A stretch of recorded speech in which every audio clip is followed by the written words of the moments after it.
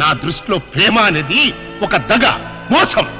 అవసరం కోసం, ఆస్తి కోసం నీలాంటి ఆడది చేసే వంచన. ఆ ప్రేమే నా కొడుకుని కాటేస్తుంటే కాపాడుకోలేనటువంటి అసమర్థపు ఫాదర్ని కాదు నేను. Not it. పొరపాటు. అందరి అనుభవాలు ఒకే రకంగా ఉండవు. ఉంటే అందరి జీవితాల్లో ఇన్ని తేడాలుండవు. రామాయణంలో అగో ఇప్పుడా కథ చెప్తావా? మీకు వినే ఓపుకుంటే పద్యాలు పాటలు కూడా పాడగలను. నాకు కావాల్సింది మీ ఐశ్వర్యం కాదు, మీ అబ్బాయి అనురాగం, మీ అబ్బాయి తోడు. ఈ క్షణంలో మీ అబ్బాయిని కట్టుబట్టలతో నాతో పంపండి. నీతి తప్పకుండా 3 పసుపు తాడికి కట్టుబడి అతనితో నేను జీవితం గడుపుతాను. అంతేకాదు, ప్రేమ మీద మీకున్న అభిప్రాయం తప్పు అని నేను నిరూపిస్తాను.